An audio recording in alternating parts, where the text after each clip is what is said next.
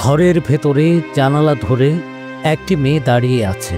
মেয়েটির নাম চম্পা বেগম, বয়স 17 বছর। ওই ঘরের মধ্যে পুলিশ। কিন্তু কেন? এখান থেকে ঘটনা শুরু করা যাক। ভিডিওটির প্রতিটি ধাপে রয়েছে চাঞ্চল্য আর বিস্ময়। শরীরের লোম খারাপ হয়ে যায়। এই ঘটনাটি 14 মে বুধবার সুনামগঞ্জ শহরের বাঁধনপাড়া এলাকার দোতলা বাড়িটির বাইরে দেখা গেল একদল উৎসুক মানুষ। তারা ওই জানালার দিকে তাকিয়ে আছে যেখানে চম্পা দাঁড়িয়ে আছে। তারা কানাঘুষা করছে। দোতলার ঘরে শোনা যাচ্ছে বুক ফাটা চিৎকার। বাইরে থেকে দেখলেও মনে হচ্ছে দোতলার ঘরের জানালার গ্রিল ধরে চম্পা দাঁড়িয়ে আছে।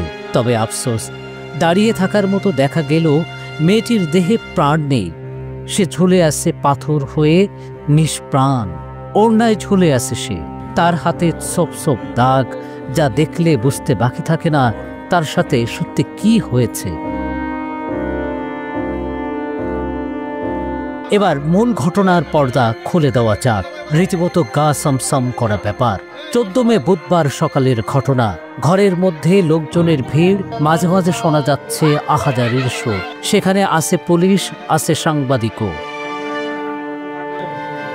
চম্পা কেন ঝুলে আছে সেই কথা আমরা জানবো তার বাবার মুখ থেকে, যার চোখে আগুন, রাগে কাঁপছেন তিনি দিশেহারা। চম্পার বাবা বাদশা মিয়া সেই দোয়ারা বাজার উপজেলা থেকে ছুটে এসেছেন সুনামগঞ্জ শহরে। বাঁধনপাড়ায় যে দোতলা বাড়িতে চম্পা ঝুলে আছে সেটি রেজাউল করিম নিক্কো চেয়ারম্যানের বাড়ি।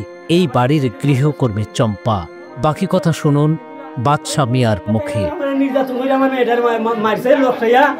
রাইতের 6টাতে মারছে, সকাল 6টাতে আমি ফোন দিতেছি, ফোন ধরে নাই। দিনের 11টায় ফোন দিছে, আমার একটা মেয়ে ঢাকা থাকে, ঢাকার বাড়িতে দিছে।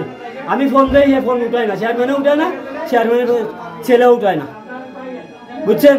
এরপরে ওইটা মাখানো হইলাম না, 1.5 বছর পরে আমার মেয়েটা গেছে কি চেয়ারম্যানের ছেলে নি যেত করে চেয়ারম্যানের পরিবারে। ওখানে আমাদের এখানে একটা সুস্কিতে খাজ হয় যে এর জন্য যে আমাদের গ্রামের মানুষ লাগে আবার আনছে।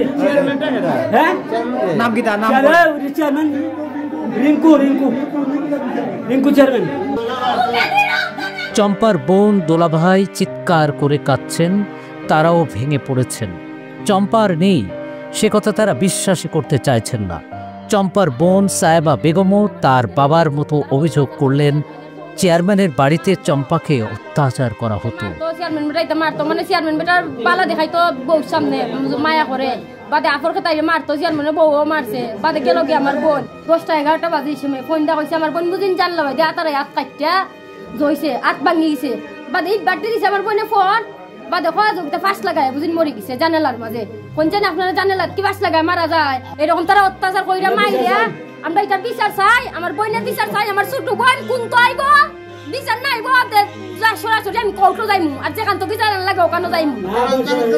সরকার বাদী মামলা দিমু, সরকার এটা যাইমু, যেখানে যাওয়া লাগে। আমার যদি কিডনি বেচা লাগে আমি কিডনি বেচবো। আমার ছোট বোন জমা ধরার বোন, আমার ছোট বোন। আমার সুনামগঞ্জ সদর থানার তদন্ত কর্মকর্তা মবিনুর রহমান ঘটনাস্থলে উপস্থিত হন। এসে কি দেখলেন তিনি শুনুন তার মুখে।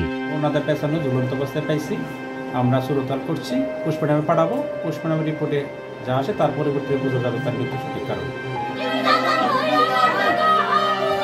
এই হৃদয় বিদারক ঘটনা নাড়িয়ে দিয়েছে সুনামগঞ্জবাসীকে। এখন দোষীদের খুঁজে বের করা হবে কিনা, চম্পার দরিদ্র পরিবার বিচার পাবে কিনা, সেদিকে তাকিয়ে সবাই।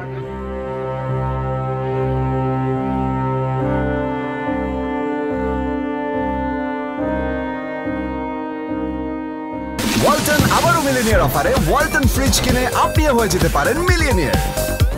মিলিনিয়ার ছড়াছড়ি দেশ জুড়ে, এটা শুধু ওয়ালটনই পারে।